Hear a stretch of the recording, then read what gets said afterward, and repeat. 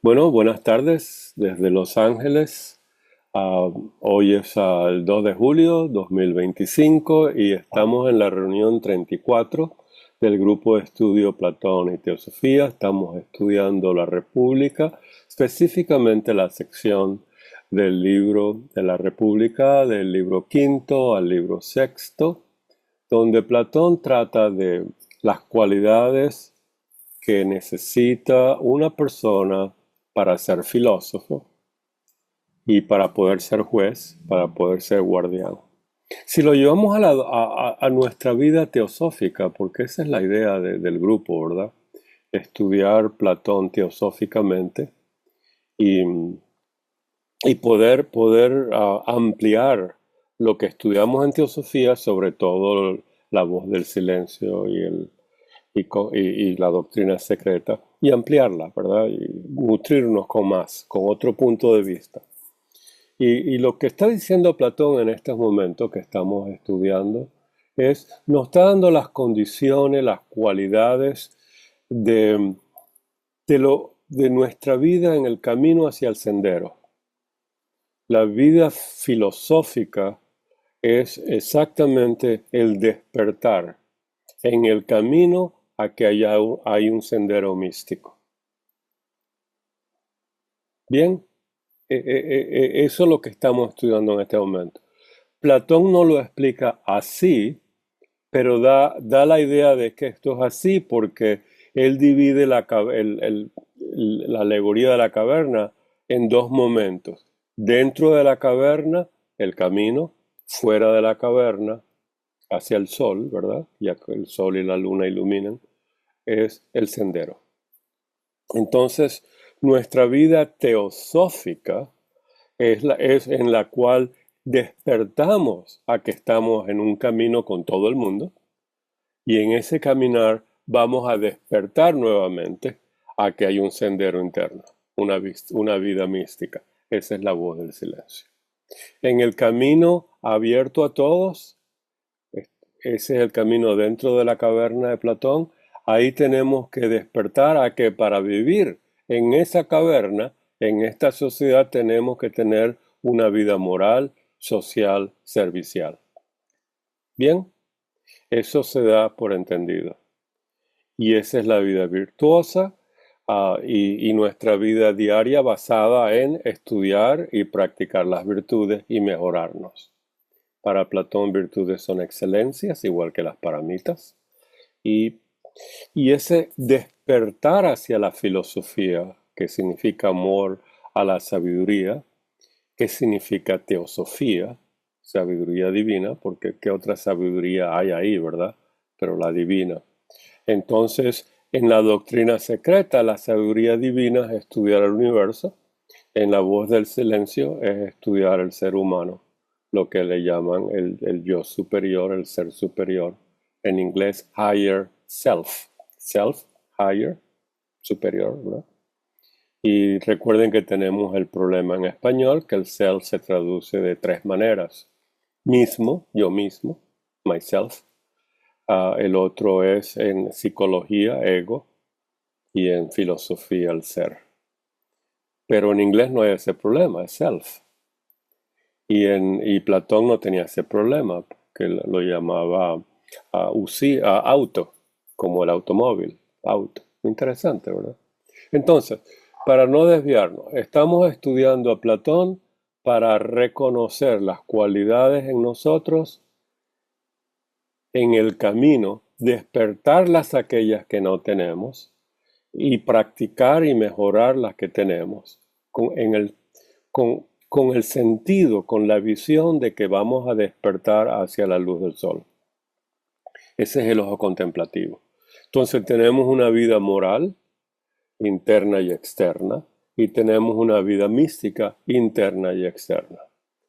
Eso lo separa la voz del silencio, la vida abierta a todos, y la vida cerrada de los electos que están ya en el camino del sendero. ¿Alguna pregunta sobre esta introducción? Esa es la premisa que estamos trabajando. Emilce, levantaste la mano y abre el micrófono, por favor, Emilce. Abre el micrófono. Gracias. Sí, gracias. Buenas noches a todos, por si no saludé. Decir que el sol no solo aporta lo que se ve, sino la propiedad de ser visto, sino también la génesis. Eso sería recordarnos a nosotros quién soy, de dónde vengo, qué hago aquí, para qué estoy, o sea, el, el iluminarme para adentro, para ver Mm. primero sobre todo quién soy, ¿no? Bueno, ya lo dijiste, ¿verdad? Eso es exactamente lo que es eso. El sol representa esas dos cosas. Hay un sol físico y un sol espiritual, pero sabemos que en teosofía, cuando ya estamos hablando de teosofía en su forma completa, es septenaria, al igual que un ser humano. Entonces tenemos un sol físico que nos da la vida física, y vital, por supuesto, y astral, por supuesto, pero tenemos un sol espiritual que nos da el despertar interno. Y ese es el sol secreto, el sol metafísico de Blavatsky, y que es equivalente a nuestro ego divino, a nuestro ego espiritual. Después de la muerte lo llama Blavatsky el ego reencarnante, y en el ser humano como peregrinos el alma. Entonces, el recordarnos de eso, el ver eso, el oír sobre eso, el saber eso, ah, si despertamos, despertamos a esta vida dual, moral y mística, las virtudes y el descubrimiento de quién soy yo. Y hacerlo, ¿verdad? Y no solamente inspirarnos, pero hacerlos. Emilce, yo creo que eso es Y, lo que y- sí, preguntaste, ¿no? gracias. O comentaste. Y la otra pregunta, porque yo leí un párrafo y me hizo acordar eso y me lo escribí porque si no me iba a olvidar. Y la otra pregunta es, ¿la idea del bien de Platón es, se correspondería con la absolutividad? Ok, entonces, eso, perfecta la pregunta. Entonces, tenemos que remontarnos qué significa la idea del bien de Platón. Todo lo que es uno es uno. Todos los unos son uno. Eso significa que solamente hay uno, el punto en el círculo. El punto en el círculo es eterno y periódico. Absolutividad solo se aplica cuando estamos en el estado de reposo, digo, el universo está en el estado del reposo y todo está en reposo y toma la cualidad de lo absoluto que significa eterno. La palabra absoluto la usó Blavatsky solamente porque en Europa usaron la palabra absoluto los nuevos filósofos europeos. Entonces ella lo anexó al estudio de la teosofía. Dijo, bueno, vamos a llamar eso absoluto. No tenía por qué hacerlo, pero como eso estaba ya de moda, hablar de un absoluto, que no se puede hablar de él, no se puede conocer, etc. Ese es el aspecto eterno de la teosofía, de las ideas teosóficas. Eso no es un señor ahí, etcétera, etcétera. Entonces, vamos a hablar de la idea del bien. El bien entonces está primero en singular en Platón. Al estar en singular es uno, ¿verdad? Uno. Entonces estamos hablando de su aspecto eterno. Si está manifestado, se manifiesta en muchos. Si estamos en pralaya, está en estado de uno, que es absolutidad, cuando lo vemos periódico. Pero también el uno es eterno, ese es el absoluto. Y es eterno y periódico al mismo tiempo. Mejor dicho, que me gustó de esta manera, eternamente periódico. Y así se pierde la idea de que el absoluto es un objeto o un ser. Eso es una tragedia, un veneno del alma humana, el ver lo absoluto como algo o alguien o un ser. Eso no es cierto. Eterno es simplemente la abstracción de todo, la abstracción de todo. todo lo que es uno. Entonces, uno y muchos. Recuerden que el primer logo lo llama Blavatsky inmanifestado por esa razón, porque no cambia cuando está en Manvantara o en Pralaya, es uno y el mismo. Lo único que en Pralaya, en reposo, no hay nada extra. Ya el 2 todavía no ha salido dentro del uno, no ha emergido, porque el uno es 2 si lo miras con una lupa. Nadie crea el 2. Esto es filosofía, ¿verdad? Emilce, yo creo que me expandí Gracias. mucho.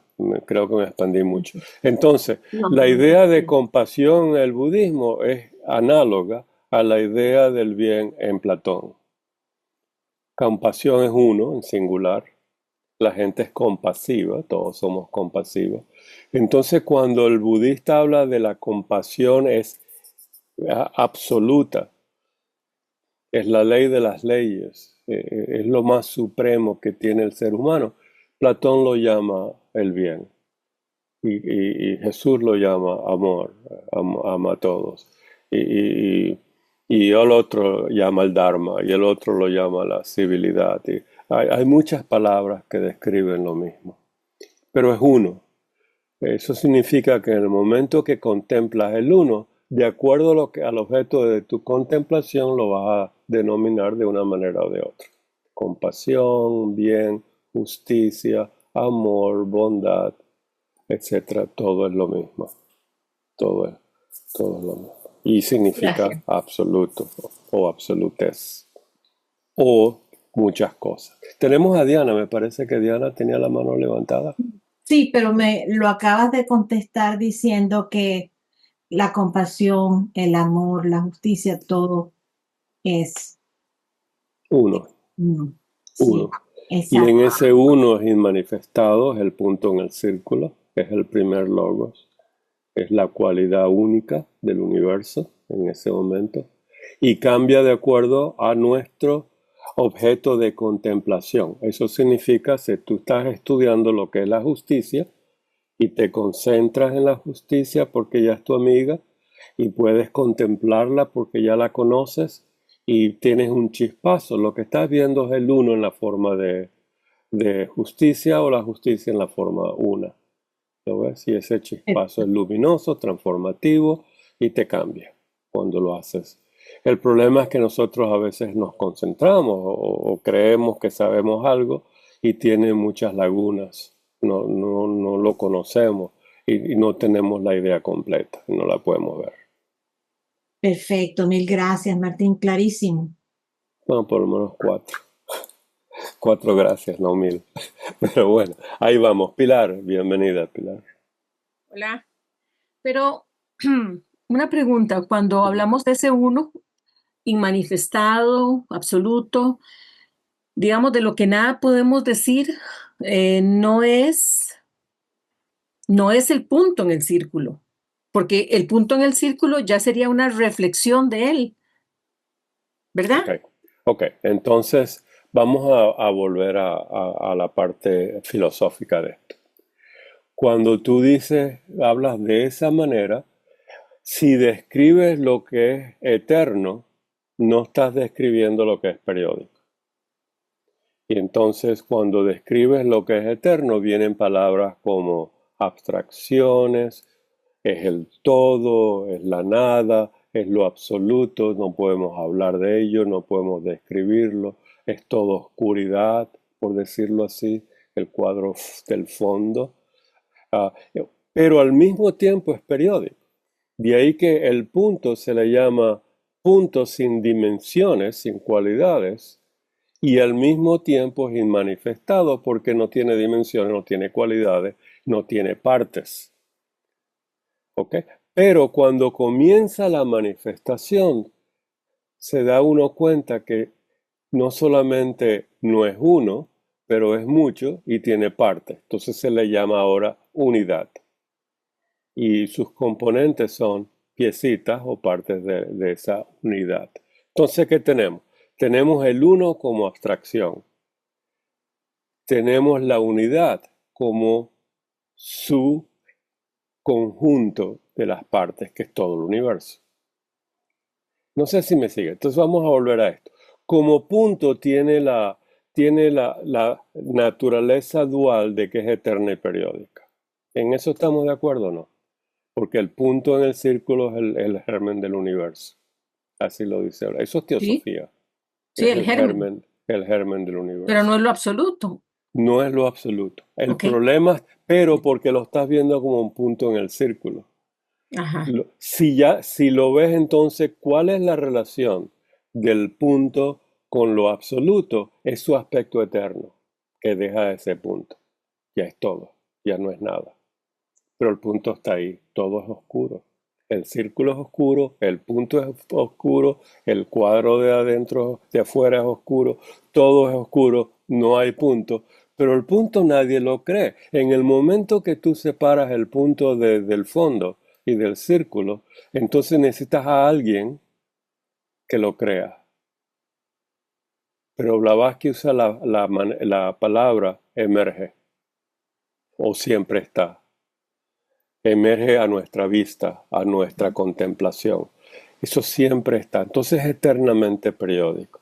Y exactamente como lo dijiste, es por lo cual, es la razón por la cual inclusive los estudiantes de Blavatsky hasta la última reunión no entendieron lo que era lo absoluto, la absolutez, el punto, los logos. Siempre volvían a esa pregunta.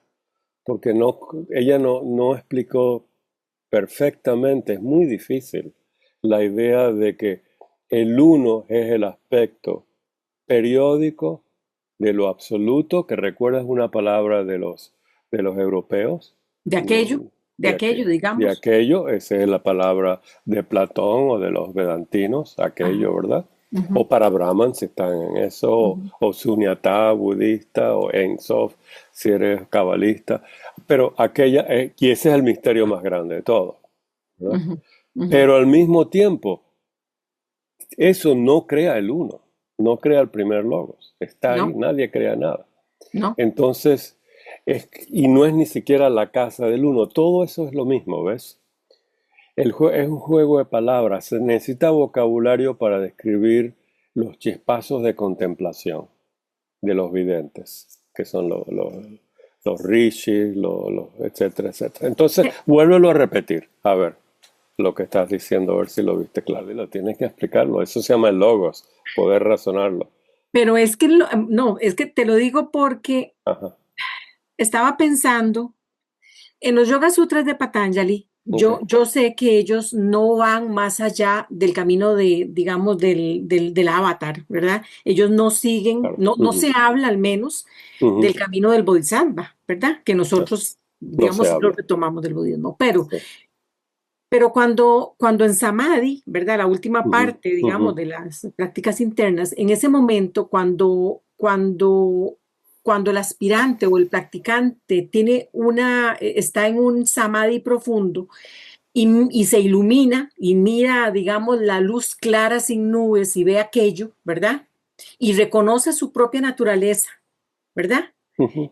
Y bueno, y se libera y esas cosas, ¿verdad? Y sucede todo eso bueno, se libera, no importa, estamos claros ahí, pero Patanjali habla de que se puede llegar a ese estado, digamos, de samadhi profundo y que produce el Kaivalya por la devoción a Isvara. Ujú, Entonces yo me pregunto, ¿quién es Isvara? ok. Porque he buscado y he buscado y he Y buscado. no lo vas a conseguir porque es el misterio. Entonces vamos a hablarlo teosóficamente porque Ajá. Blavatsky lo aclaró. Recuerda que el vedantino y el budista tienen sus límites exotéricos y después tienes que estar en ese grupo de estudio para hablar de las cosas esotéricas. Eso está en todas partes, tibetano, etcétera. Pero Blavatsky habló bastante de eso. Entonces, ¿qué es lo que nos dijo Blavatsky? Que cuando piensas en el uno, estás pensando en el punto de partida de todo, en el estado de absolutidad, que ese es el estado de moksha en India, nirvana en budismo. o uno con el sol en Platón. Después de Samadhi viene moksha, totalmente Kaivalya. liberado. Ujú, Ya, ujú, exacto. A mí me gusta moksha porque es más corto. ujú, ujú. Se ahorra tinta. Entonces, moksha. Entonces, ¿qué ocurre? ¿Qué ocurre? En un estado místico, cuando logra estar en ¿esa unión con qué? Con Ishvara.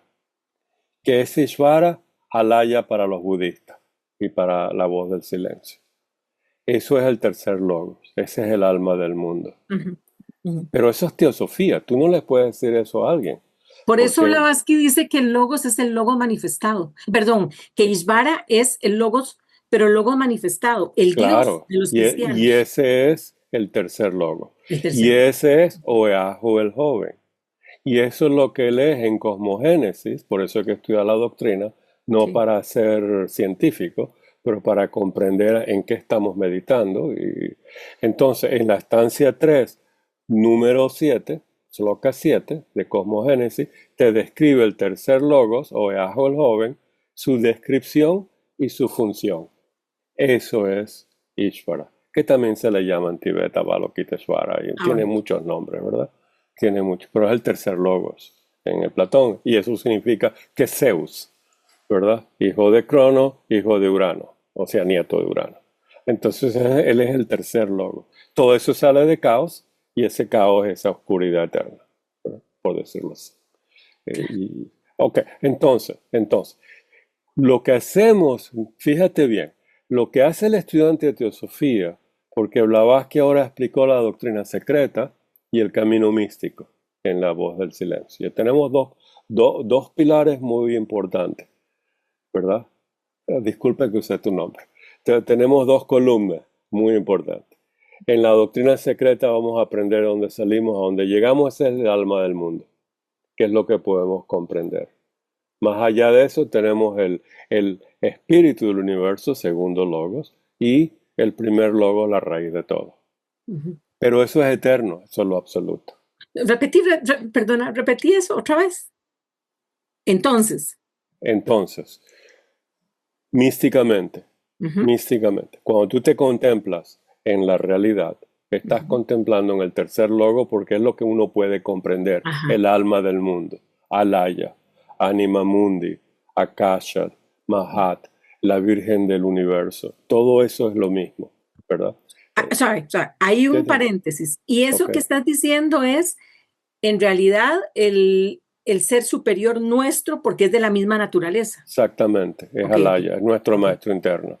ok, gracias. Recoge todo lo que dice la doctrina Ujú, para que conozcas lo que es la descripción y la función de Alaya ujú, y la voz del silencio para que conozcas tu maestro interno, a ujú, dónde vas. Ahí está Alaya como alma del mundo, ahí está depositado o es la fuente de la teosofía. Ahí está todo, está la luz. Esa luz ujú, es Fohat, ¿verdad? ujú, Bien, ujú, ujú, entonces, seguimos. ujú, Ah, el ser humano no puede ir más allá del alma del mundo, porque estamos en Manvantara. Digo, estamos ahí parte de todo esto, lo que vemos es el tercer logos. ujú, Pero sabemos que el 3 viene del 2 viene del uno y ese es el aspecto inmanifestado de absolutidad. Y estas dos, Manvantara y Pralaya, repite repetidamente su aspecto eterno y lo llamó Blavatsky absoluto para darle el nombre europeo. Recuerda que en el proemio la primera proposición es las primeras dos o tres párrafos. Eso es Europa. Eso no, eso es explicar lo que los europeos estaban diciendo. Blavatsky no dice que no se puede hablar de ello, dice que no tiene sentido. Porque todo el libro es hablar de ellos, pero lo habla en su aspecto de manifestación, no de aspecto de su eternidad. Como ujú, aspecto eterno podemos hablar. ujú. Ok, entonces recuerda volver a leer el 3.7 y medita lo que es y su función. Busca lo que es en la doctrina Alaya, el tercer logos, el alma del mundo, y ese es tu amigo interno. Una vez que lo tengas como amigo, entonces ya puedes comenzar a concentrarte en esa idea. De las partes vas a hacer el todo, del todo una unidad, y si llegas al uno, entonces vas a tener un momento de samadhi, que puede ser permanente o una chispa. Si es permanente, bye bye. Hasta ahí llegaste Con Alaya, con Alaya. con mi yo Pero superior, con mi sí, verdadera te naturaleza. une tu yo, tu ego divino, tu alma divina con Alaya, que es la misma naturaleza, son esencias, Ujú. ¿verdad? Y entonces ahí viene a escoger el número 313 de la voz del silencio. Elige. ¿Estás iluminada? Elige. Ese es el final de la voz del silencio. Ujú. Y si eliges continuar con nosotros, puedes dar la clase. Si eliges liberarte, me esperas que en un tiempito voy a estar allá también contigo. Muchas gracias. Ok, más o menos. Recuerda, el problema del teósofo es que Blavatsky nos habla desde muchos puntos de vista y nosotros no comprendemos que eso es un punto de vista que ella lo está comparando y contrastando. Ujú. Ella nos dice, inclusive, estoy usando para Brahman, no porque me gusta la palabra, es porque la gente estudia Vedanta y budismo y esto y lo otro, y está usando términos ajenos. Teosofía es un nuevo lenguaje. ¿Ok? Hay que Muy bien. diferenciar. Vi Daniel con la mano, gracias Pilar. Daniel, Gracias a ¿tenías usted. la mano levantada? ¿Está Daniel en algún lado? Sí, Martín, sí, aquí estoy. Oh, ahí está, sí. No, Ok. bueno, quería hacer un comentario sobre lo que estaba comentando Pilar, porque Ajá. bueno, yo creo que es algo que nos ocurre a muchos, ¿no? Bueno, Ujú. hablo por mí, también me pasa mucho lo que estaba comentando Pilar a un principio con los discos y los fondos. Ok, ok. Mira, pero bueno, yo no sé si están en lo correcto, porque al final de cuentas, cada vez que uno revisa, vuelve a darse cuenta que no era como lo estaba viendo, y bueno, Y uno nunca va a ser, porque y una nunca. imagen Es- nunca es la realidad, ¿verdad? Exacto, Nunca exacto. va a ser, nunca va a Exacto. ser. Pero me he dado cuenta que el error que a veces cometo es que quiero separar todo como diagramalmente a veces los vemos. El disco negro, el disco blanco, después con el punto. Y a veces, pues no, estamos trabajando, estamos separando todo. Ujú. Entonces, lo último que he tratado de hacer para entenderlo mejor es meter todo en ese círculo con el punto y de ahí en adelante avanzar, porque a final de cuentas Mula Prakriti y para Brahman están allí. Ujú. Simplemente que hay que verlos como lo que estabas tú comentando ahorita. El que está en el fondo y en el que está atrás, como dice ella. O sea, el velo de para Brahma es Mula Prakriti, que está adelante, pero el punto siempre está. El Claro. punto es la luz. O sea, pero a partir de ahí, últimamente me he tenido que olvidar del resto, porque Ujú. entonces estoy separando, fragmentando todo y se pierde un poco la instrucción que ya da cuando empieza a hablar en las estancias, porque en las estancias sí empieza a hablar de ahí, de ese círculo con el punto adelante. Ok. Lo único que te recomiendo es lo Ajá. que yo hago, yo no me olvido, pero lo integro Exacto, ordenadamente. Integro exacto. ordenadamente. Eso significa, como nos dice Platón, que el alma ordenada es el alma del filósofo. Hay que saber ordenar jerárquicamente. Exacto. Entonces, una vez que tienes, es como una escalera, ¿verdad? Pero eso es quizás la mente filosófica o científica, ¿verdad? Todo el mundo es diferente. El místico quizás no necesita organizar, ordenar. Pero Platón habla de ordenar, entonces. Pero sí, tienes mucha razón. O sea, que el cómo llegar a la unidad basado en las partes, y eso es lo que estás haciendo. Cuando tú viste el primer diagrama, ves tres partes: punto, círculo y el fondo oscuro. Entonces tienes tres partes, ¿verdad? Y de esas tres cosas hay que hacer una, la imagen, una, la unidad, y poderla contemplar. Sí, porque Gracias, dime. es que también es que el problema es que ella en muchas de las partes se olvida de esa fragmentación y siempre va a hablar del punto en el círculo. Claro, Entonces, muchas de sus explicaciones parten siempre de allí. Entonces, claro. ahí es quizás donde uno se desubica. Bueno, ¿y dónde entonces está Mula Prakriti? ¿Dónde está Parabana? Igual pasa con los tres logos.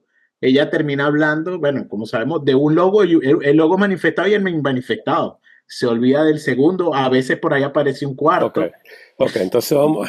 Eso es muy importante, Daniel, pero veo que todavía estás trabajando con esta idea. Recuerda, estancia uno tenemos que el universo en Pralaya, En Paralaya, pero no lo llama universo, lo llama el todo uno. el todo uno. Ujú. Pero la primera estancia no es uno. Dice que el eterno pariente, la eterna pariente El envuelta en 3, su vestidura. es el 3. Es el dos, El 2. pariente y vestiduras. Pariente y vestiduras. ¿Cuál es el tercero? El tercero viene después cuando habla del hijo. Entonces, ¿qué dice los tres? El padre, madre e hijo. Son uno. Entonces, fíjate bien. Estamos hablando del uno, un universo.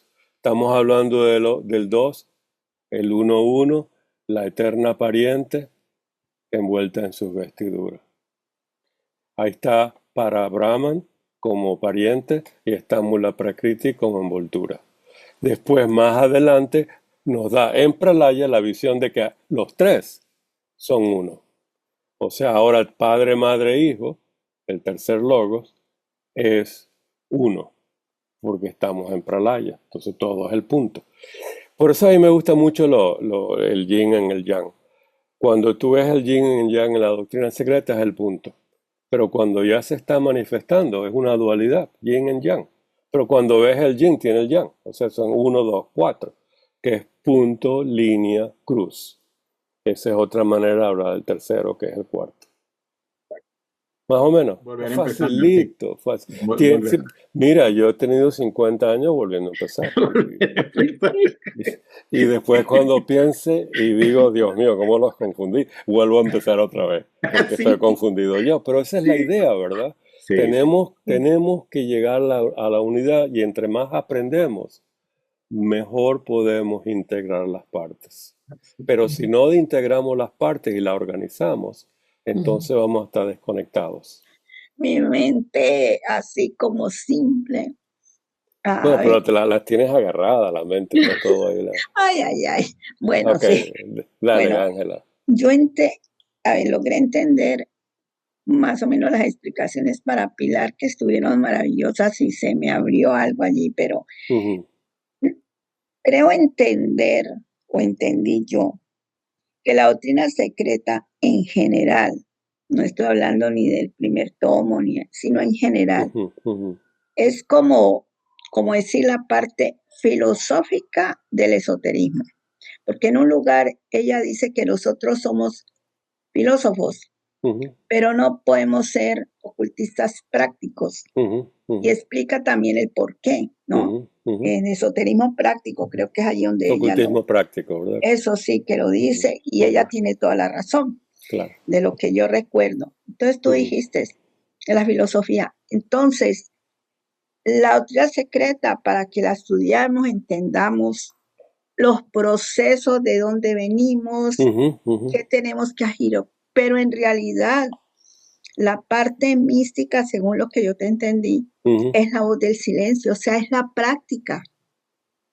La práctica mística, claro, para que ese filósofo se eleve a los planos donde tenemos que elevarnos, ¿no? Pero hay más que eso, Ángela. No, claro.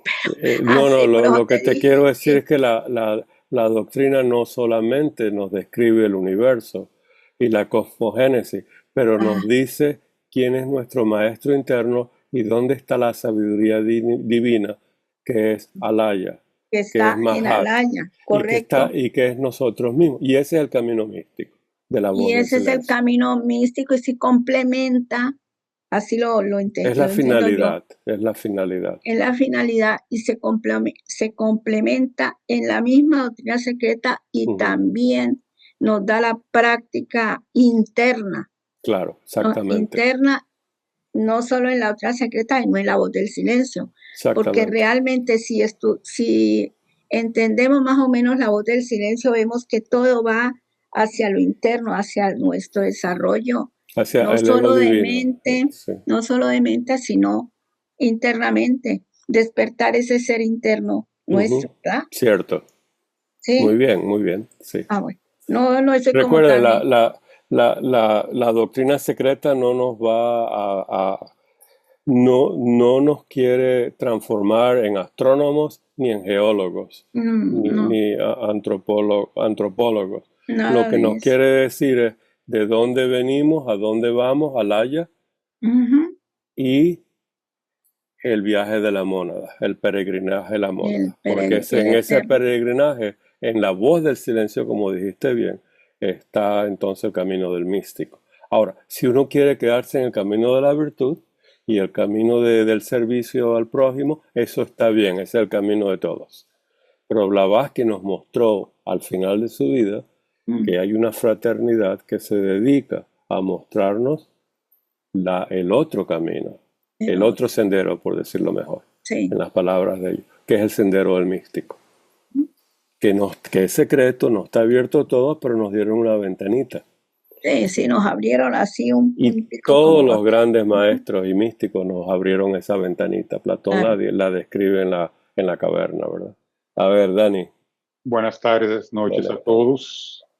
Gracias por el espacio.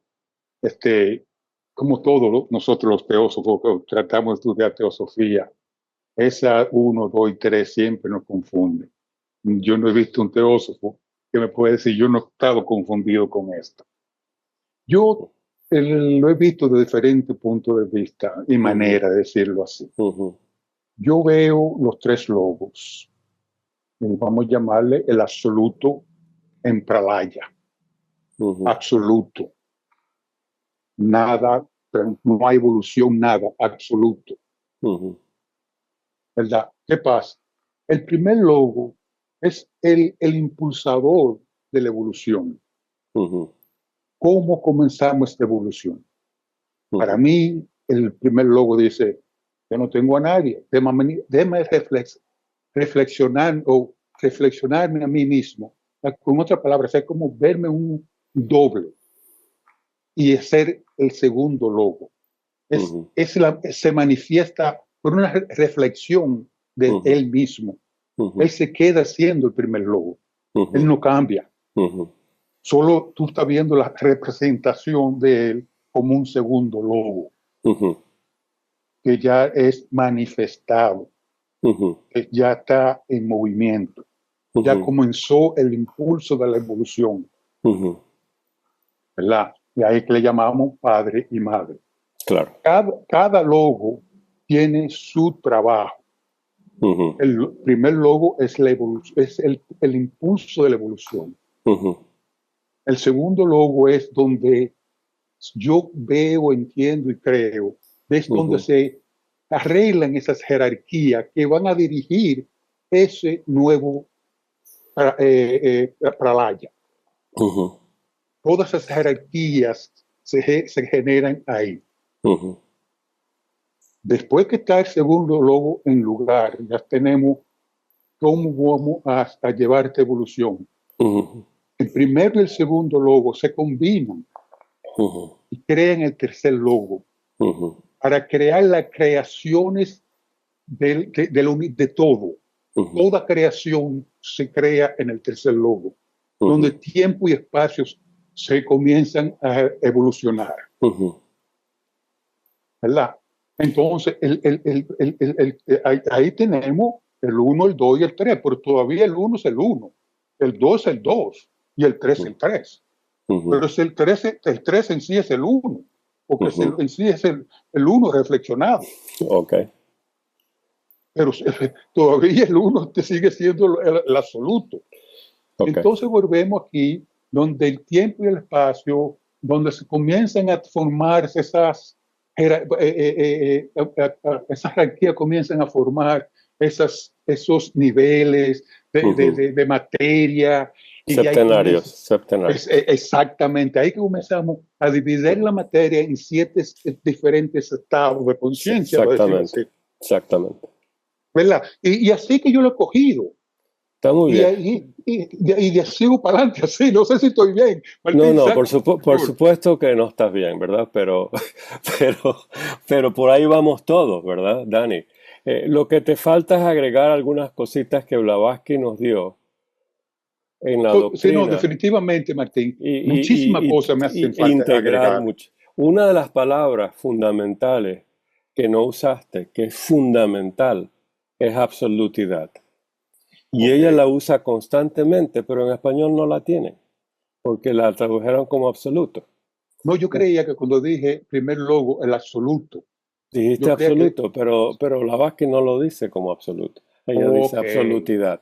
Te digo, absolutidad, Dani, el ok. problema tuyo y el problema de todos los teósofos en español es que la palabra absolutidad la han traducido en la gran mayoría de las veces como absoluto y confunden las dos ideas, y al confundir las dos ideas no hay un chispazo divino, porque no está la idea clara para poder meditarla, para poderlo contemplar.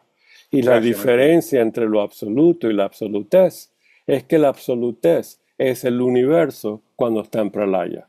¿Y cuál es el nombre del universo? El todo uno, es el punto.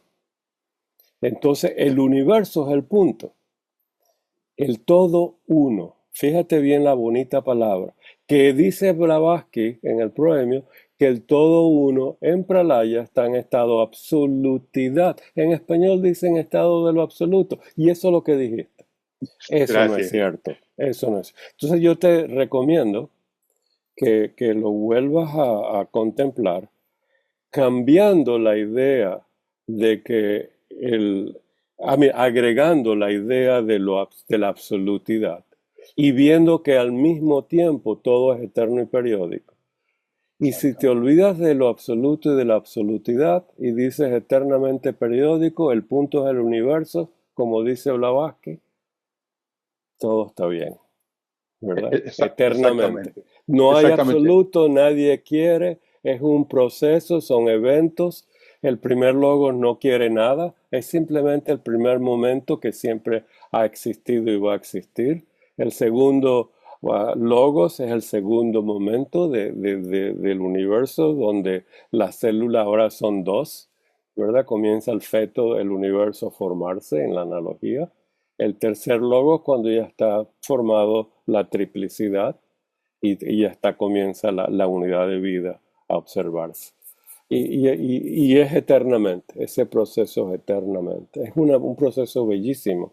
El problema está que Blavatsky le dio bastante vocabulario a las mismas ideas para aclarar a la cantidad de miembros que están estudiando la doctrina secreta o que tienen que estudiar la doctrina secreta o les dio la doctrina secreta, y entonces usó términos europeos y budistas y cabalistas y herméticos y vedantinos y chinos y japoneses y etcétera, etcétera. Entonces, eso lo tenemos nosotros que integrar y de ahí que tenemos que comprender la idea. Pero la tienes muy bien, muy bien. Yo creo que si puedes conectar la otra y disociar lo absoluto como algo, entonces Gracias. te cae mucho mejor.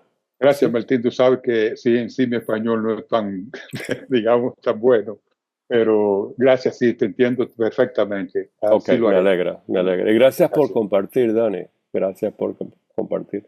Tenemos a Emilce y después continuamos No, con el texto. sí. Lo único que quería decirle es agradecerle, porque de esta manera, a pesar de que lo mareamos con las preguntas, no lo Oh, mareamos, no, no, pero pobre, no estudiamos Platón. Ujú, ujú. Esto es importantísimo, porque a mí, gracias a Platón, me hizo comprender la doctrina secreta. O Me sea, alegra. porque vuelvo Ujú. y busco, y en el grupo cuando repasamos, yo creo que estudiamos más la doctrina secreta que a Platón mismo, porque, Ok, claro, salen las cosas de la teosofía. Que yo estaba estudiando la estancia 6 en los 3 primeros logos. ok. Entonces yo tuve un problema porque yo lo estoy dividiendo para poder concretar en mi cabeza, ¿verdad? Ajá. Entonces cuando vine a los vedantinos, ese es el problema, porque ahora usted me confundió un poco, porque Ok. Ísvara Ujú. en vedantino significa el Dios personal, el logo creador. En Claro, la teosofía, pero, el logos 1, 2 y 3. ok. Vamos a Eso fue volver, vamos a volver para atrás un poquito, porque primero los tres logos es lo mismo. Son tres diferentes eventos. sí, El- Trinidad. Ajá. o sea, todo el universo es el primer logos, todo el universo es el segundo logos, todo el universo es tercer logos, al mismo tiempo, perennamente, perennial, bueno, eternamente. ¿Ok?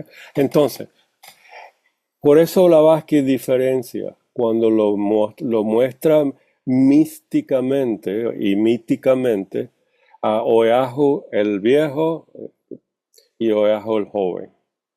Ajá. Y el Oeajo el joven lo llama Avalokiteshvara, Ishvara, en Vedanta Ishvara, ¿verdad?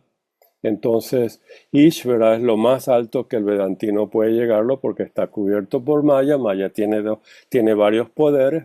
Uno de esos poderes es velar y proyectar lo que está en tu memoria hacia ti, para que no veas, es el velo del primer logos. Entonces, pero los tres son los mismos. Entonces, de ahí viene la confusión de no ordenarlo como lo mismo. El todo uno en reposo es el punto en el círculo, pero el todo uno en reposo es la eterna pariente envuelta en sus vestiduras, invisible. Y al mismo tiempo, en las slokas siguientes, dice, y los tres son uno, los tres logos son uno, Padre, Madre, Hijo son uno una vez más. Esos son los tres logos, son una vez más. O sea, todo es lo mismo, ¿verdad? La Sí, confusión está en que el vocabulario de las diferentes filosofías y religiones que usa Blavatsky, uno tiene que integrarlas teosóficamente para ampliar el conocimiento y la imagen que uno tiene de esa parte del todo, y hacer la unidad y contemplar la unidad. Y ahí tiene entonces los chispazos divinos. Ay, por eso la tablita, no, ahí fue cuando yo no pude llenar la tablita con los vedantinos. Ahora entendí, ya entendí. Ok, entonces los Vedantas tienen las dos cosas. Tienen a Brahman, a Brahma y a Brahma. Y después necesitan el aspecto Prakriti y tienen a Mula Prakriti, a Prakriti, y tienen una cantidad de palabras para la parte material. Esa es la dualidad, ¿verdad? Sí, Cuando pones en cualquier cosa con la Bra y le pones Prakriti, cualquier palabra con Prakriti, ese es el segundo. Ahí hay dos cosas, ¿verdad? Entonces, si están en Pralaya, entonces tenemos para Brahman en Mula Prakriti. Si estamos en Manvantara, entonces tienen varios nombres de acuerdo al momento de la formación del universo. Una de ellas es espíritu y materia, que no es cierto, porque está el Padre Madre, Swabhavat. Ese es el aspecto de Swabhavat. Así que, ok, María, eso lo podemos tratar en otra manera, en otro ok, punto, gracias. cuando veamos cosmogénesis, algún detalle de cosmogénesis. Pero la idea de todo esto es a donde nos lleva a Platón, a poder contemplar la idea, a poder contemplar el sol. El sol es alaya, y lo llama Platón la idea del bien. Eso es el tercer logos, en teosofía, en cosmogénesis, ¿verdad? Cuando si eres místico y una mente mística, la puedes llamar la madre del mundo, la virgen del mundo, etcétera. Ese es el logo femenino de la estancia 6, como estás diciendo. Hablaste de la estancia 6, ahí está el logo femenino, Kuan Yin, la triple Kuan Sha Yin, etcétera, etcétera. Entonces ya el tercer logo ya es dual ahí. Qué interesante, ¿verdad? Ya tiene su aspecto masculino y femenino, Sí, teosóficamente, pero eso es simbólicamente. yo sé, lo que pasa es que me intrigó Ujú. porque yo pude dividir los demás, padre, madre, hijo, bla, bla, bla, de todo eso que dice la estancia 6. Pero en Ishvara, ella dice que los vedantinos no lo tienen como los teósofos, no Claro, tienen eso dividido así. O sea, Ishvara puede ser primero, segundo o tercero, o sea, es lo mismo. O sea, exactamente. Y no hay problema, porque mira, los tres son uno, ¿verdad? sí, pero Oeajo estamos el joven, Oeajo el viejo. Si tú dices Oeajo, bueno, no importa. Si estás en el primer momento es el Oeajo el viejo. No sé si dicen viejo en español. ok, o Es el sea que mismo Oeajo. Son nombres, ¿verdad? ya entendí, porque aquí dice Brahman es para Brahman, Ishvara, ahí están los tres, Ay, Shakti es Devi para Kriti, Buddhi es el reflejo de Kuan Yin en el alma. bueno, Eso es, ahí lo tienes otra explicación, ¿verdad? ok, ya, gracias. Y de ahí que entonces Kuan Yin es triple porque es madre, esposa e hija al mismo tiempo.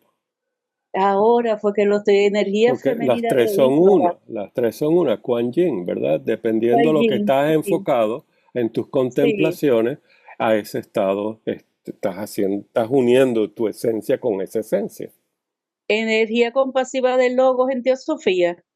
Es que estoy buscando las comparaciones porque si no, Y contrastar, no se te olvide, comparar y sí, contrastar. eso mismo, contrastarlo con teosofía. Claro, tiene, ¿verdad? Gracias. Y eso es lo que nos dio Blavatsky, una herramienta para poder comparar y contrastar religiones, filosofías y artes, y etcétera, y ciencia, con lo que nos está dando teosofía. ¿Para qué? Para comprender nuestra vida en el camino, en las varias religiones y filosofías. Vamos a estudiar, a continuar con Platón. Entonces, fíjense bien lo que está haciendo Platón. Nos está dando las cualidades del filósofo, cualidades, atributos del filósofo. ¿Por qué? Porque nos quiere despertar en nosotros la introspección, el examen, si esas cualidades están en nosotros. Si esas cualidades están en nosotros, muy bien, las tenemos que hacer excelencias, virtudes.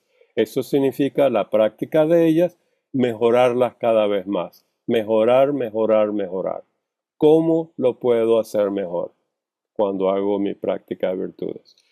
Y observar, como dice él, el alma del filósofo, que es la última línea que estudiamos la vez pasada. Tenemos que observar el alma del filósofo y la del que no es.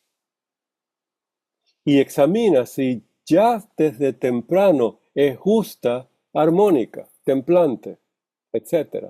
O insociable y salvaje. Entonces, inclusive en los niños se puede ver ya si la alma de ese niño es justa en su manera de ser, es tranquila, templante, armónico o es insociable y salvaje. En otras palabras, tenemos que aprender a observar nuestra alma, a observar a otros también. ¿Por qué? Porque nos está mostrando el mecanismo para pasar en la voz del silencio del camino hacia el sendero. Recuerden, en la voz del silencio vamos a tener muchas sutras o párrafos que comienzan con: antes de entrar en el sendero tienes que. ¿Se acuerdan? Esto es lo que nos está diciendo Platón ahora. Tienes que, tienes que, tienes que. Y eso entonces es lo que les dije, que es bueno hacer una lista de ellas y trabajarnos. Lo mismo con la voz del silencio. Hagan la lista de todo lo que tenemos que hacer estando en el sendero para despertar a lo que debemos hacer, estando en el camino, a despertar a lo que debemos hacer en el camino, ya despiertos al camino, tener una vida moral basada en las virtudes, servicial, armónico, y entrar en el sendero, el camino místico. Entonces, aquí quedamos. Le dijo Glaucón, completamente de acuerdo. Y recuerden que desde ya temprano, una alma madura, como le decimos a veces vieja, le decimos vieja, ¿verdad? Una alma vieja. Sí, así, gracias, Carolina. Una alma vieja, madura, ya sabia, desde temprano es justa y mansa. A mí no me gusta la palabra mansa, pero tiene que ver con la idea de tranquila, templante, armónica, etc. ¿Les parece? Seguimos entonces. Pero pienso que tampoco dejarás de lado lo siguiente. Va a agregar más. Recuerda que tenemos una lista muy larga. En la voz del silencio yo creo que conté como 40 o 50 cosas que hay que hacer antes de entrar en el sendero, antes de poner el primer pie en el portal. Esto no es fácil, demora mucho tiempo, pero hay que darse cuenta. Y recuerden cómo. No solamente tenemos que darle a la gente y a nosotros mismos la idea de que esto es, pero cómo hacerlo. Y Sócrates, la primera idea que nos dio sobre cómo es autoobservación, autoexaminación. Examinarnos diariamente, observar el medio ambiente, cómo reacciona, con nosotros. ¿Cómo reacciona nuestro cuerpo a nuestras propias actividades, acciones? ¿Lo ven? Observar, examinar, prestar atención a nosotros. Es bonito decir tienen que ser filósofos, pero ¿cómo? Observar, examinar. ¿Ven las dos palabras que usa Platón? Observar, examinar. Ahí está el cómo. Siempre hablen de cómo. No lo dejen como teósofos, ¿verdad? Todo el mundo dice tienen que ser buenos. Bueno, ¿y cómo voy a ser bueno? Platón dice, Sócrates dice, el comienzo es la autoobservación y la autoexaminación. Siempre den algo más. No hablen en máximas. Todo el mundo habla en máximas. Hay que hablar en específico. Hay que ser teósofos, prácticos en este sentido. Entonces, la siguiente cualidad es, ¿estás aprendiendo fácilmente o con dificultad? Bueno, ahí estamos todos. La dificultad de aprender es inmediata, es difícil. Sin embargo, el reconocimiento que es cierto habla de la madurez del alma. ¿Lo ven? Una cosa que sea difícil de comprender, de verlo, todos estamos batallando. Y otra cosa es el decir eso no es cierto. Todo es material, no hay nada espiritual. No, aquí está cada uno por su lado. Aquí no hay que ayudar a nadie. Aquí el egoísmo es innato. No estamos cooperando, tenemos que batallar. Esto es una batalla, esto es una jungla. Y el más fuerte gana. Ese es no es una alma ya madura. Entonces, hay que ver lo que es aprender. ¿Cómo lo llama la voz del silencio aprender? Cuando uno oye esto o lee esto, tiene que ver qué tan abierto o despertado están los CDs de comprensión, ¿se acuerdan en la voz del silencio? Antes de que el alma vea, antes que uno oiga la voz del silencio, el alma tiene que ver, tiene que oír, tiene que comprender, esos son los CDs del ser humano que ya no son psíquicos, pero son extraordinariamente humano, espiritual, que nos habla de la madurez personal de cada uno. Véanse a sí mismos cuando lean esto, cuando oigan esto. Claro, el oír esto y decir esto es cierto, ya sabemos que somos maduros. El alma está madura. Entonces, aprender fácilmente y con dificultad. ¿Qué significa aprender fácilmente, teosóficamente, místicamente? Aprender fácilmente significa que esto ya lo hemos estudiado antes, que nos estamos recordando fácilmente de lo que hemos estudiado en vidas pasadas, o que estamos abiertos a esto nuevo, pero ya está basado en algo bien aprendido, y está recordado, lo vemos como un axioma, como algo real, es cierto. Ahora hay que trabajarlo, hay que ponerlo en práctica. ¿O hay dificultad? Si hay dificultad como teósofo, bienvenido, me conozco a mí mismo. Ya sé en qué tengo que trabajar.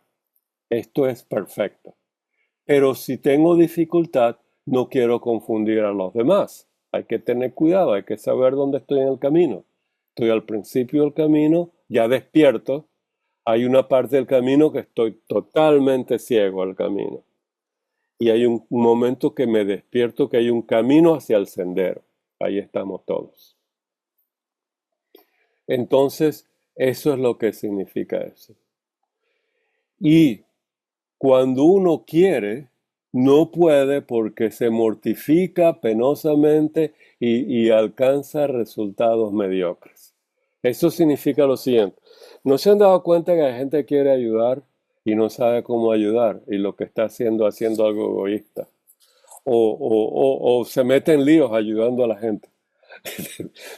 Quiere ayudar y se mete en líos. O quiere ayudar y no sabe cómo. O sabe que ayudar es bueno y no lo puede hacer. Etcétera, etcétera. Los resultados no están con la meta que uno que uno se está planeada, ¿verdad? Entonces hay algo existencial, se mortifica de pena y los resultados no están ahí. ¿Cuál es la solución de todo eso? Recuerden, observar, examinar, mejorar. La tercera parte que nos dice Platón en las virtudes es la excelencia. ¿Cómo lo puedo hacer mejor? ¿Cómo lo puedo hacer mejor? No se les olvide eso. No solamente decir, oh sí, metí la pata, bueno, ahí sufrí yo, sufrió todo el mundo. Pero bueno, ¿cómo la próxima vez reconstruirlo, mejorarlo, trabajarlo? ¿Lo ven? Esto es práctico. Esto no es de quedarse en la pena, en la mortificación. Este es el trabajo filosófico, ya práctico, práctico. El otro. Entonces, recuerden, estamos haciendo una lista. Justa y mansa, justa y armónica. No insociable y salvaje. Fíjense, cuando estamos insociables y salvajes, sobre todo salvajes, no hay manera de hablar con esa persona. Muy destructiva, ¿cierto? Ese es el problema que tenía Krishna, un avatara, con Arjuna en la primera estancia, en su primer libro. Arjuna está, no puedo, no debo, no. Y Krishna, bueno, ¿hasta dónde le va a llegar esta energía salvaje? Entonces, cayó en el carro y entonces él comenzó, cuando Arjuna ya se quitó toda esa energía negativa, destructiva, de mortificación, de penas. Ahí están sus maestros, ahí está Bhishma, mira, ahí lo veo, mi maestro querido. Y entonces no cayó en el carruaje y entonces Krishna ahí lo levantó y le dijo, ok, vamos a comenzar. Ven, eso es lo que debemos hacer, autoobservar. Y Krishna y Arjuna le dijo, tú eres mi maestro, ¿verdad? En ese momento. Bueno, la siguiente. No retengo nada de lo que aprendió. No retiene. Eso es una tragedia, el no retener. Recuerden que la voz del silencio también nos dice que tenemos que recordar y comprender. ¿Se acuerdan las palabras de la voz del silencio? ¿La tienen a la mano? Antes que podamos ver, tenemos que alcanzar la armonía interna, eso es ser manso. Antes de que el alma puede oír, ¿verdad? Tenemos que alcanzar esto. Pero en la número 11 en mi libro, recuerden los números, es fácil de buscarlo. Antes que el alma sea capaz de comprender y recordar. Ahí estamos nosotros en este momento. Fíjense cómo da la mano la República de Platón. Este es en el fragmento primero, número 11. Marcelo, no sé si tienes números en tu libro. Si tienes números, ok, entonces el 11. Sí, número Sí. 11. Número 11 dice, antes que el alma sea capaz de comprender y recordar, tiene Ok. que estar unida con Alaya, con el ser supremo en nosotros, con el alma divina de nosotros, con el ego reencarnante de nosotros. Hay muchas palabras para eso. Ahora nos está diciendo Platón, ¿cómo vamos a examinarnos sabiendo esto en la voz del silencio? O sea, estoy hablando así en abstracciones, ¿verdad? Entonces dice, bueno, mira si puedes retener lo que aprendiste. Ahí vemos si tenemos esta madurez del alma. ¿Lo viste, Carolina? Vi la expresión ahí. Entonces, lo retuvimos, lo aprendimos. La voz, esto es un manual para el místico, ¿verdad? Este es el manual de la jerarquía, de la fraternidad, digo. Ya se supone que ya está en el camino. En el sendero, disculpe, un camino al sendero, el número 69. Entonces, aquí Platón nos está diciendo, una de las líneas que debemos tener es retener lo que aprendimos. Se nos olvida todo. ¿Cuándo se nos olvida todo? Cuando no lo tenemos presente, cuando no lo tenemos grabado en nuestra alma, cuando no le dimos la importancia para estudiarlo, comprenderlo y contemplarlo, trabajarlo, buscar la idea, buscar sus partes, verlo cómo lo puedo utilizar. Y sobre todo, saber distinguir lo que quiero aprender de lo que no debo aprender. Por ejemplo, si no les interesa los 1000 nombres de Alaya en todas las tradiciones antiguas, quédense con 5. No tienen ya cuando tienen la idea, la pueden reconocer lo que es Alaya en todas las tradiciones. ¿Lo ven? No tienen que aprender de memoria todas. Lo que hay que hacer es lo suficiente para formularse la idea, que la vean y la reconozcan. ¿Qué es lo que van a reconocer? El alma del mundo, la idea de Alaya, la idea del alma universal, y que vean que esencialmente es la misma naturaleza que nuestra alma divina. Es lo lindo, ¿eh? Entonces, aquí viene la línea que a mí me encanta. Sería posible que no quedara vacío de conocimientos. Este vacío de conocimiento, lo que no aprendimos, lo que no retenemos y lo hemos olvidado, lo vamos a llenar con lo que queremos, nuestras supersticiones, nuestro miedo, lo que oímos de infancia, lo que copiamos de los ministros, de las iglesias, de los presidentes, de aquello que es falso, noticias falsas, ideas falsas. Si no nace del autoconocimiento, que es iluminación interna, este vacío lo vamos a llenar con lo que no debemos. Si no es luz, va a ser llenado por algo. Y eso es lo que hacemos todos. Oh, lo oímos de fulano de tal, entonces sí, mira, el tercer logo me necesita, me quiere mucho, le tengo su estatuita y como tercer logo le voy a rezar todos los días y ahí está todo chévere y todo me va a salir muy bien y no sale bien. Bueno, en fin, eso es un ejemplo malo. Entonces, por otro lado, trabajo es muy importante. Nuestra energía es poca. Por eso tenemos que descansar, comer, dormir, relajarnos, meditar, etcétera, etcétera. Entonces, nuestro trabajo, todo lo que hacemos, si es en vano, ¿qué significa y si trabaja en vano? Es muy parecido a resultados magros, ¿verdad? ¿Cómo dirían ustedes? Estamos en un grupo de estudio. A ver, alguien que explique, o por lo menos que dice Google, Carolina, ¿qué significa trabajar en vano? Trabajar en vano es no enfocarse en lo que nos va a llevar a armonizarnos, a concentrarnos en Alaya, sino lo que nos mantiene dispersos y distraídos. Muy bien. Estamos perdiendo el tiempo. Ok, chévere. Daniel. No consigue resultados, Martín. No consigue resultados. No logra avanzar. Ok. Entonces, si unimos las dos ideas, tenemos una idea más grande, lo que dijo Carolina y Daniel. ¿Lo ven? Entonces, ahí vamos trabajando. Entonces, ¿qué idea práctica hay? Tenemos que conocer lo que estamos haciendo.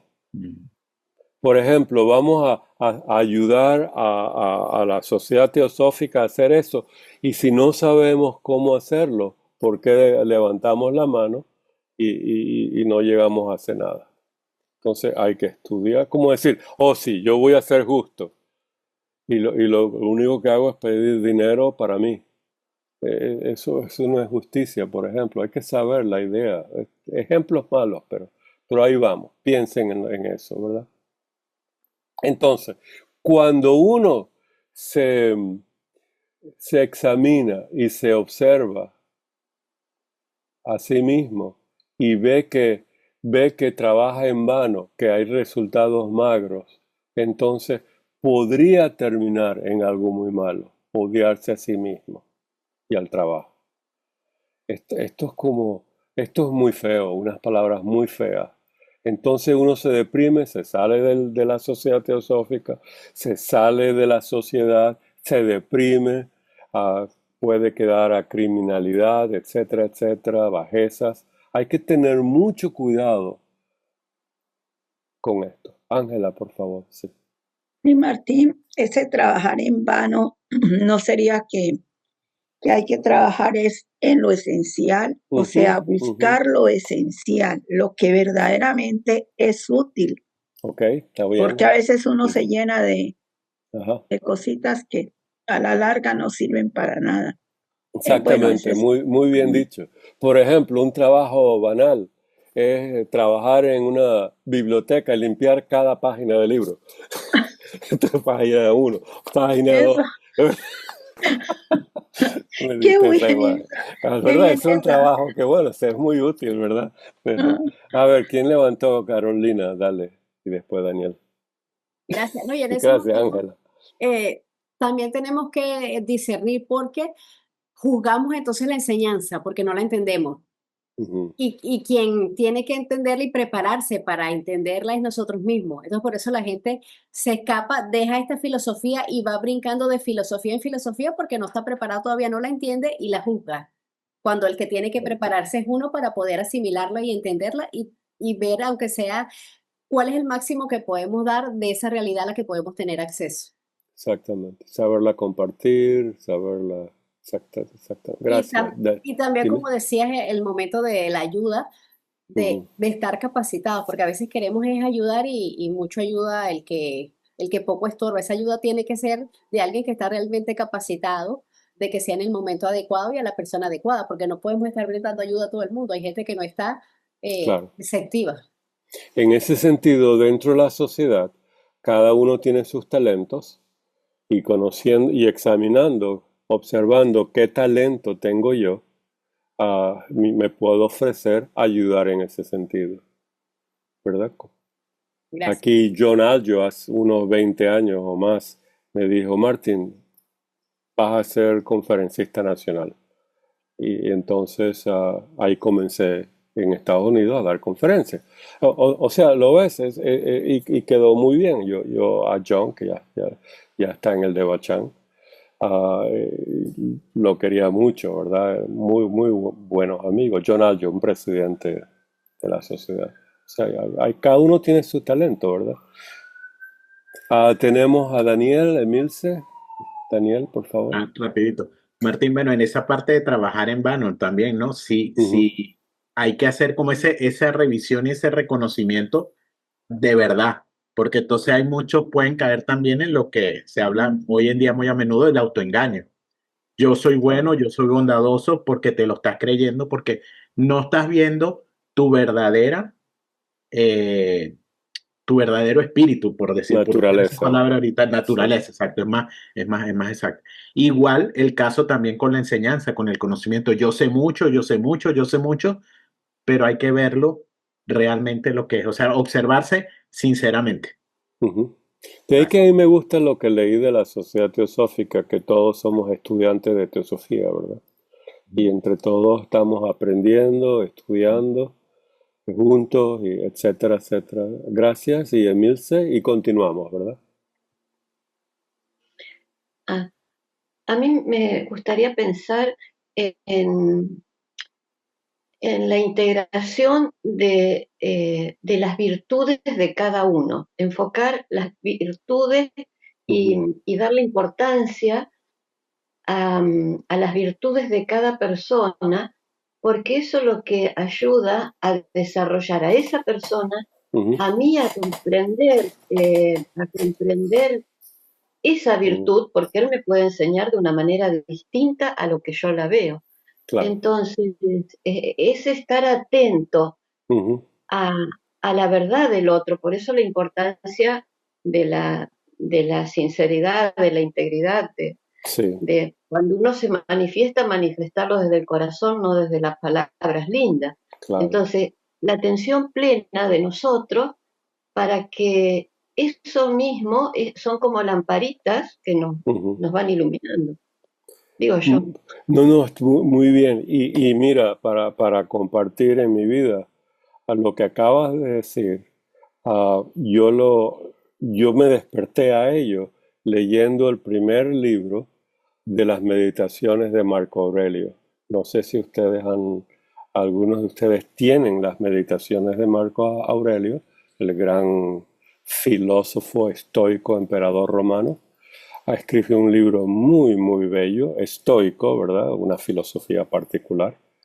Pero en el primer libro de sus meditaciones, él describe, le da gracias a todas las personas con las cuales aprendió algo. Es tan bello, es tan bello. Ese libro 1.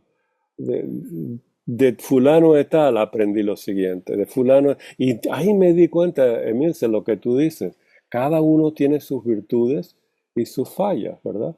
Entonces él vio esas virtudes en todas estas personas que están asociados con él y de ahí las describió perfectamente.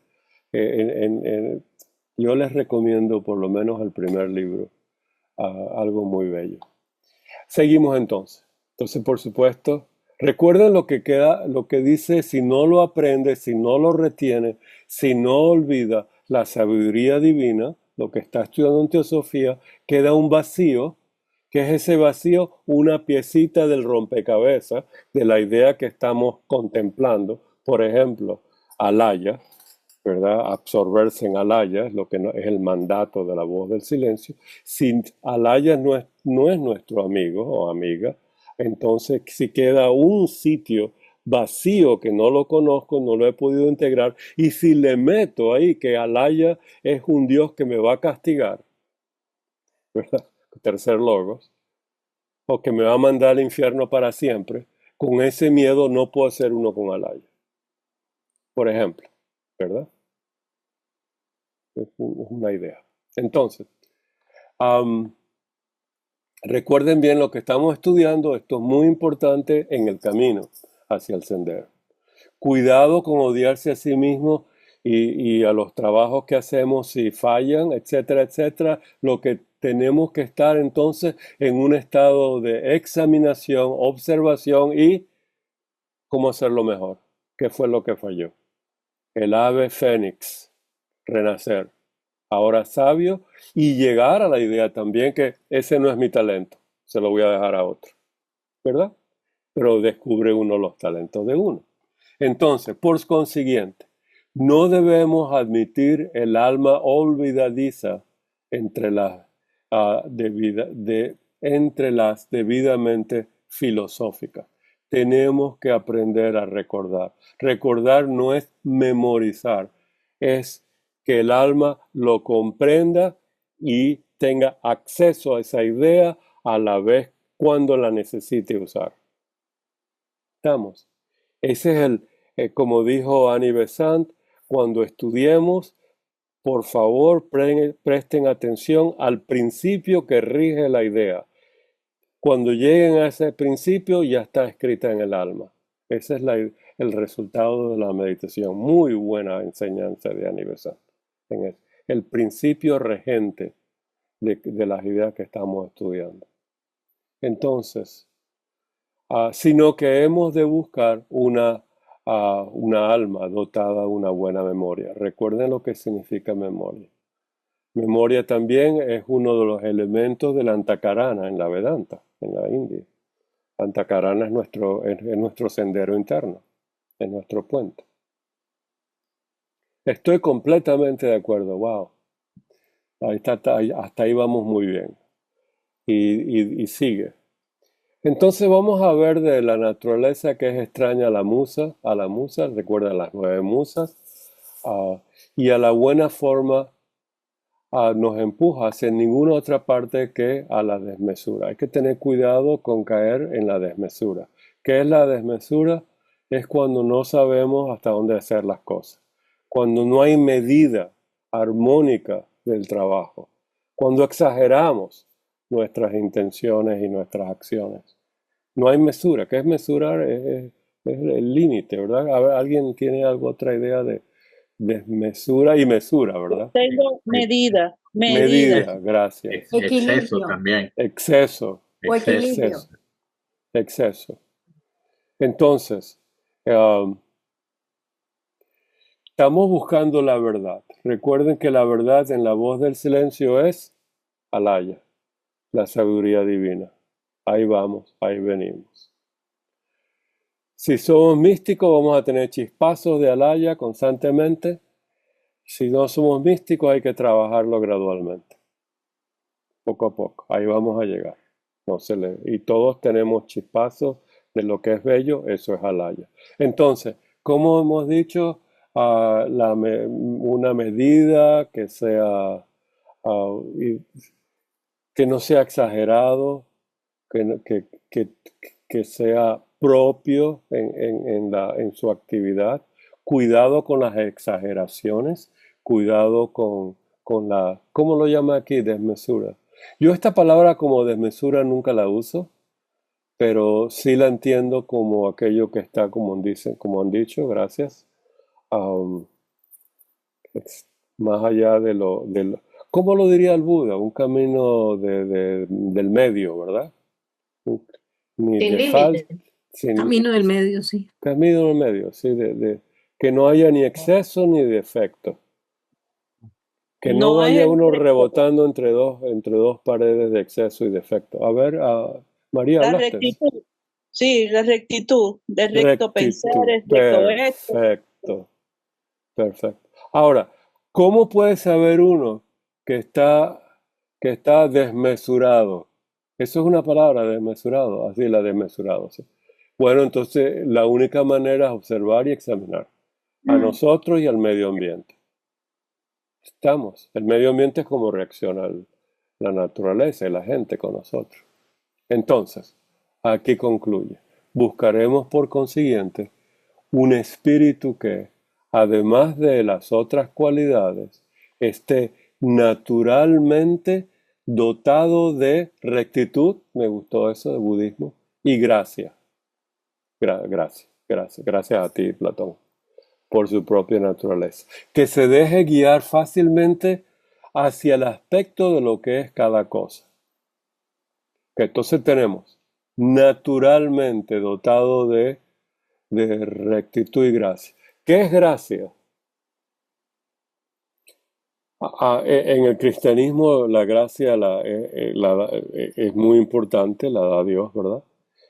La gracia, yo diría, en mis propias palabras, y esto no es de Google, es el resultado de tener esta rectitud que se expresa en una aura sana, justa, buena, servicial. Está esa aura de gracia divina, lo divino es el ego divino que salta así por los poros. El Kamamana ya no es egoísta, sino es un instrumento del Manas. El Manas está iluminado. Esto es la idea perfecta, ¿verdad? El Manas está iluminado por el Buddhi y todo está muy bien, entonces está la gracia. Emilce. Una pregunta. Por eso es importante trabajarnos con nuestra alma para poder reconocer al maestro, Exactamente. digo yo. Sí, y el maestro en la voz del silencio es Alaya. Y también el maestro somos todos nosotros. Entonces hay que reconocer de quién oímos las cosas que son filosóficamente sanas y de quién oímos aquellas filosofías que son muy destructivas. Hay filosofías destructivas, porque todo es dual en la vida. El humano es dual, ¿verdad? Tiene una mente dual. Entonces tienes razón. Esa discriminación, o mejor dicho, discernimiento, viveka, en la Vedanta es muy importante. Mesura es también moderación, o sea, cuando uno tiene control de sus apetitos.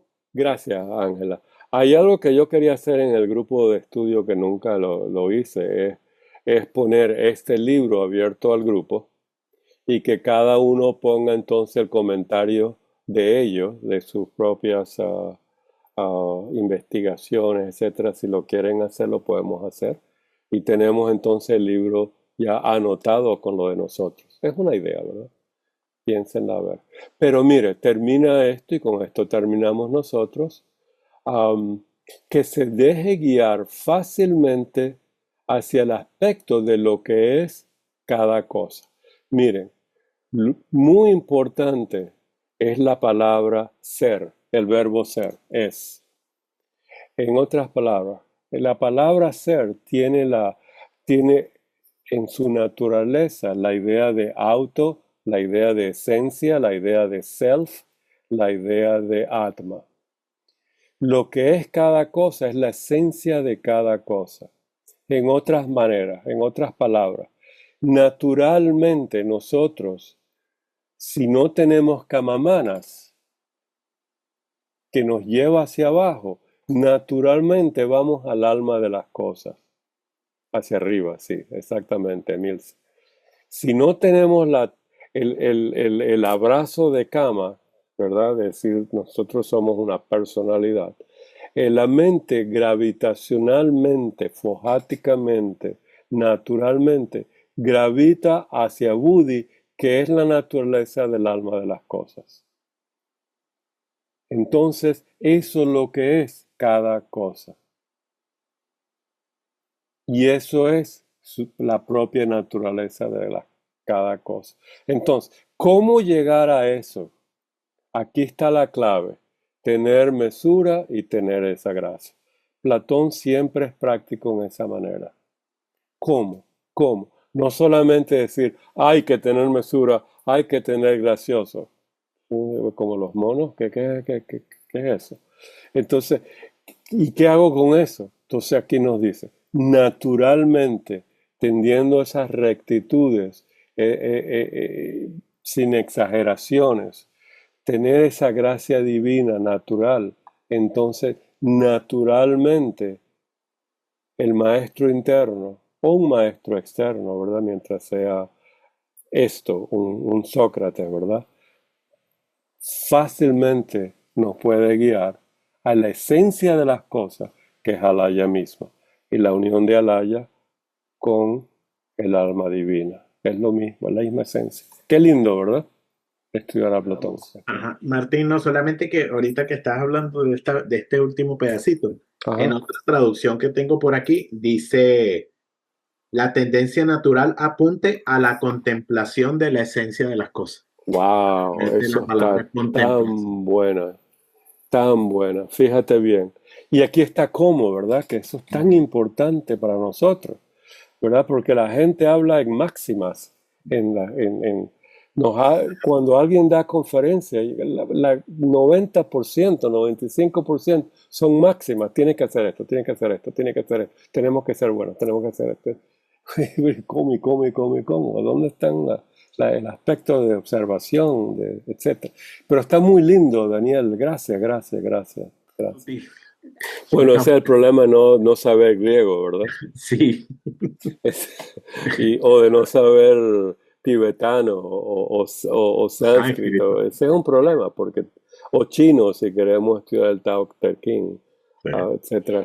Dos cosas. Me parece muy importante esta palabra que dijo Daniel. Yo la venía pensando, porque hablamos mucho de meditación, pero creo que a donde debemos llegar es a la contemplación, porque al contemplar me parece que es como uno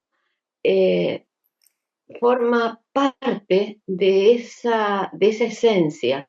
A lo mejor es como solamente el perfume a donde llego, el perfume de esa esencia, pero la otra cosa que quería decir es que no desfallezcamos, porque todos los que estamos acá, como decía Blavatsky, alguna vez ya hemos estado estudiando esto.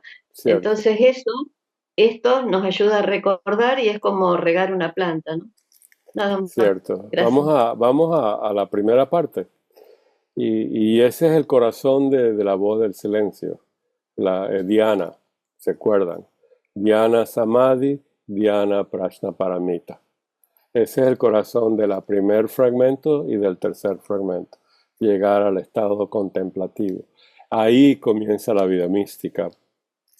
Hasta ahí es el trabajo de llegar a la vida mística. Entonces, ¿qué es lo que ocurre? Para poder contemplar, necesitamos saber lo que es y practicar la concentración. Entonces, lo que debemos hacer nosotros es practicar la concentración. Para poder concentrarnos, nosotros tenemos que saber lo que ella nos dice, el objeto de concentración. Para poder concentrarnos, tenemos que tener una abstracción de los 5 sentidos. Para poder abstraernos, tenemos que tener un cuerpo sano, respirando tranquilamente, en una posición adecuada, y no nos puede molestar camamanas con maldades, vicios y lo que debemos hacer. Tenemos que tener una buena moralidad. Esos son las 8 etapas del Yoga Sutra, ¿verdad? Como nos está hablando Pilar.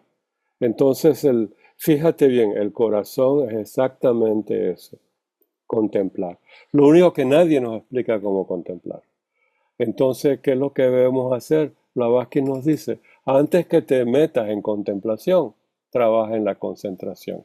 Para concentrar tienes que tener un objeto interno. Para tener un objeto interno el objeto interno tiene que estar adentro de uno, no afuera de uno. Es un objeto interno. Para que haya objeto interno tiene uno que tenerlo como un amigo íntimo. Fíjate que al amigo íntimo lo conoces de dentro hacia afuera, cada parte, ya lo interiorizaste. Eso es lo que debemos hacer. De ahí que Platón nos dice, para interiorizar algo, tienes que saber todas sus partes y construirlo como una unidad. Y ahí lo puedes contemplar como, de todas las partes, hacer un todo y contemplarlo como una unidad. Y ese es el secreto de la vida del estudiante de teosofía. Esa es la voz del silencio. Gracias. Y ahí está la Gracias, idea de la Marquito. contemplación. Gracias por traerla. Y tú también, Daniel. Está muy lindo, ¿verdad? Entonces, guiar fácilmente hacia es contemplación, ¿verdad? Eso es lo que nos decía, eso es contemplación. Bueno, hasta aquí terminamos. Gracias. De la clausura de la reunión 34. Siguen bienvenidos. Todo estudiante teósofo está invitado, por supuesto.